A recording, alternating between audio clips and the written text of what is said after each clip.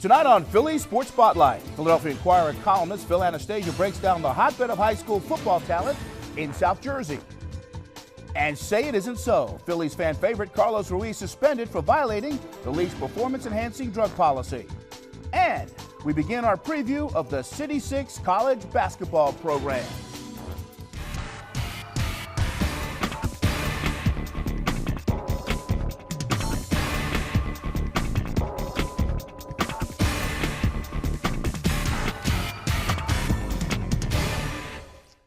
Hello there, welcome once again to Philly Sports Spotlight. I'm Phil Andrews, and tonight we kick things off with a little say it isn't so, if you will. Last week, Phillies catcher Carlos Ruiz suspended for the first 25 games of next season following a positive test for amphetamines.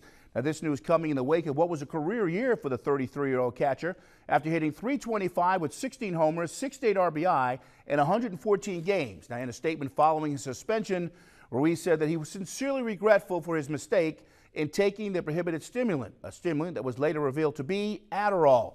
More on that in just a moment. Now, on the heels of the suspension, the Phillies announced that they had signed 33-year-old journeyman catcher Humberto Quintero to a minor league contract, hardly an even trade-off for Chooch.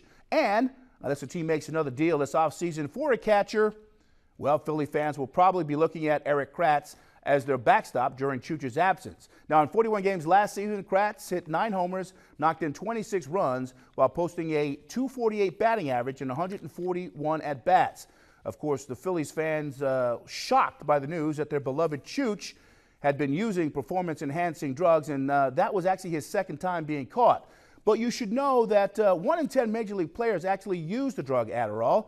And with that in mind, we bring our guest onto the set of Philly Sports Spotlight, Dr. Craig Kimmel, a sports medicine physician in the Lourdes Health System. And if there's anyone who knows anything about Adderall, it's this guy right here. Gentlemen, this guy knows everything there is to know.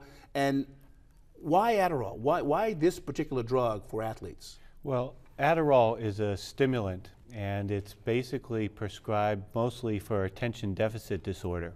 So, as you can imagine, for an athlete who has a situation where they're going to need to be sharp for their performance, they're going to need to be somebody who is alert and awake, the Adderall definitely can have positive effects. And in somebody like Chooch's case, he not only has to be, alert, but he has to study like a student. He has to know what pitches he's going to call for certain hitters. He's going to have to know how he's going to approach certain pitchers when he's at the plate. And all of that stuff over a grueling season really can be an advantage if you're really tuned in and alert and awake. Now, ironically, the one thing about this particular drug versus some of the anabolics that we hear about is that there are actually players, I think 110 players that are actually allowed to take this drug because they have the attention deficit disorder, but now they've changed it from one person on a panel to 3 people, allowing you to, can you explain that? Sure. Basically, in the normal, regular, average population, somewhere around 5% of people have attention deficit disorder. In elite athletes, with their travel and their schedule and the day games and the night games and all the shift work, they'll go up to around 10%. And actually, Major League Baseball really does have about 10% of its people that are taking Adderall prescribed by a team of physicians, saying that, yes, they have attention deficit disorder, they need the drug legitimately, they get a prescription, and they can take it without a problem. Now, usually when you think about the drug Ritalin, Adderall, you're thinking about children. This is a drug that's given to children who have this attention deficit disorder.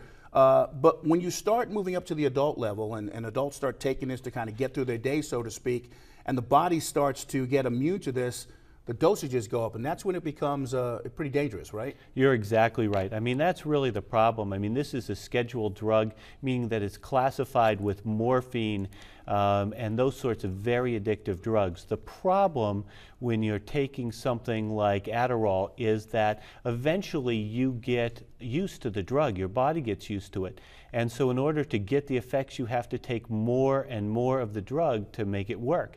As you start going up higher and higher on the doses, you get more and more side effects, and it becomes potentially very, very dangerous. Okay, now what would happen if a player should take this Adderall with an anabolic? I mean, we're talking doubling your problems, right? Oh, absolutely. And, many of the athletes actually do that. They start to do what we call stacking their drugs. They take multiple different drugs for multiple different effects.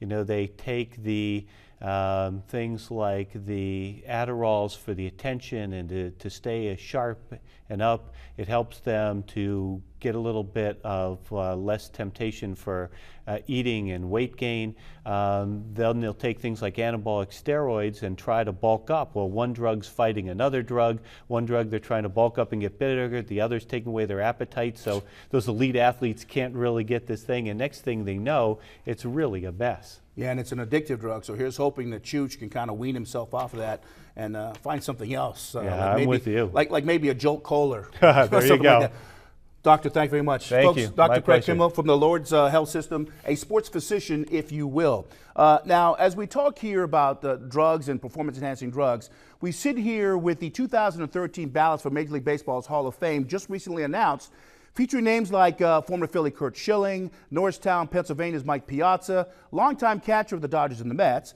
former Astro Craig Biggio, and Kenny Lofton. Also on the ballot, 3 players who have the credentials to be in the Hall, but more than likely belong in the Hall of Shame, if you will. And those players are Sammy Sosa, 609 career homers, 7-time Cy Young winner Roger Clemens, and of course the Big Bopper, Barry Bonds, the all-time leader in home runs with 762 and 7 MVP awards. Steroid allegations surrounding all 3 of these, and as a result, all 3 likely to be excluded from first ballot Hall of Fame distinction and probably complete exclusion from the Hall of Fame overall.